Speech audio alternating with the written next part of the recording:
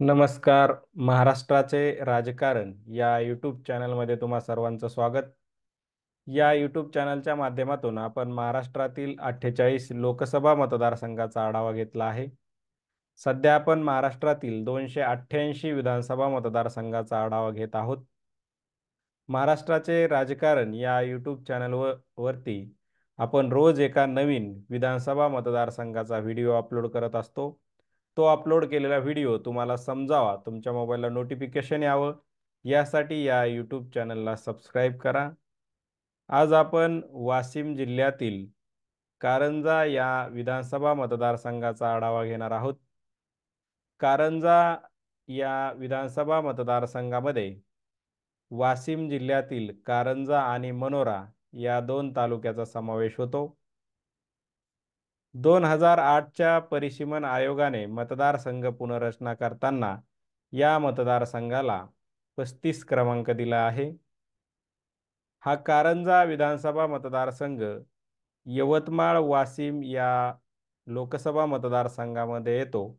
या यवतमाळ वाशिम लोकसभा मतदारसंघाच्या नकाशामध्ये अगदी मध्यभागी हा कारंजा विधानसभा मतदारसंघ येतो, तो आपण ॲरोच्या माध्यमातून दाखवलेला आहे.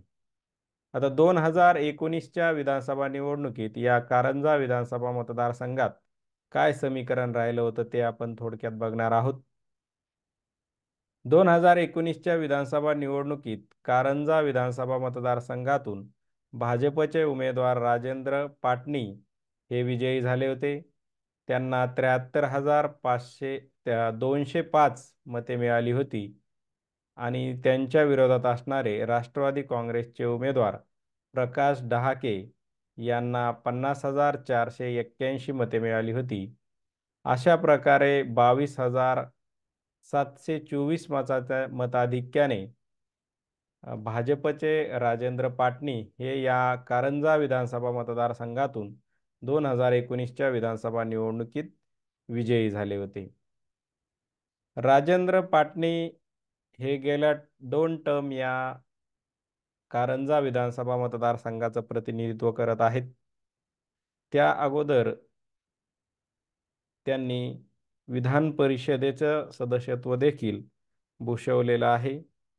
2004, 2014 आणि 2019 या 3 विधानसभा निवडणुकीत त्यांनी या मतदारसंघाचं प्रतिनिधित्व केलेलं आहे.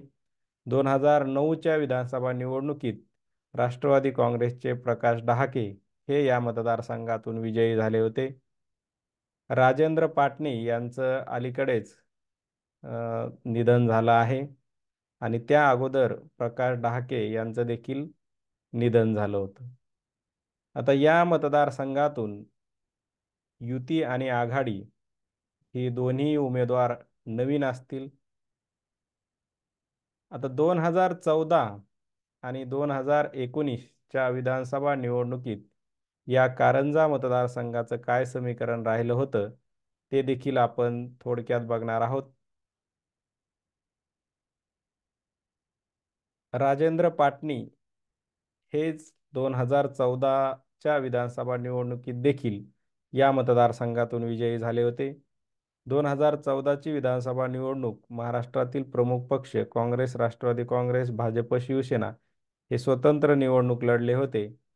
यांनी सर्वच प्रमुख पक्षांनी आपले उमेदवार निवडणूक रिंगणामध्ये उतरवले होते. तर 2019च्या विधानसभा निवडणुकीत काँग्रेस, राष्ट्रवादी काँग्रेस यांची आघाडी तर शिवसेना भाजप यांची युती याच्या माध्यमातून अशी निवडणूक 2019ला लढली गेली होती. आता 2014च्या विधानसभा निवडणुकीमध्ये राजेंद्र पाटणी यांनी BBM भारिप बहुजन महासंघाचे उमेदवारचा पराभव केला होता. युसुफ पंजानी यांचा पराभव केला होता. तर 2019च्या विधानसभा निवडणुकीत प्रकाश डहाके या राष्ट्रवादी काँग्रेसच्या उमेदवाराचा पराभव केला होता. मताधिक्य बघितलं तर आपल्याला 2014च्या तुलनेत 2019 साली मताधिक्य वाढलेलं दिसतंय. कारण युती झाल्या कारणाने शिवसेनेची जी मते आहेत ती भाजपच्या उमेदवाराला एक गठ्ठा मिळालेले आपल्याला दिसून येते. आणि 2014च्या विधानसभा निवडणुकीत प्रकाश डहाके यांना राष्ट्रवादी काँग्रेसने उमेदवारी न दिल्यामुळे ते अपक्ष निवडणूक लढले होते.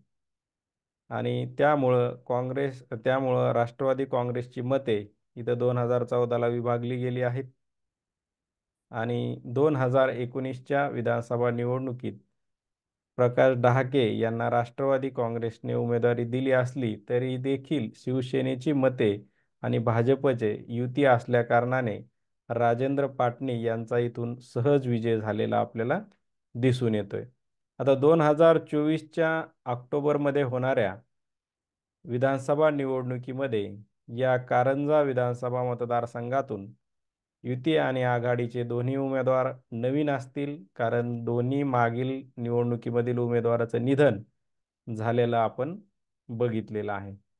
तर 2024च्या ऑक्टोबरपर्यंत युती, महायुती आणि महाआघाडी कायम राहील की 2014 प्रमाणे सर्वच पक्ष स्वतंत्र निवडणूक लढतील, यावरती या मतदारसंघाचं गणित अवलंबून असणार आहे. तर थांबूया आज आपण येथे. धन्यवाद.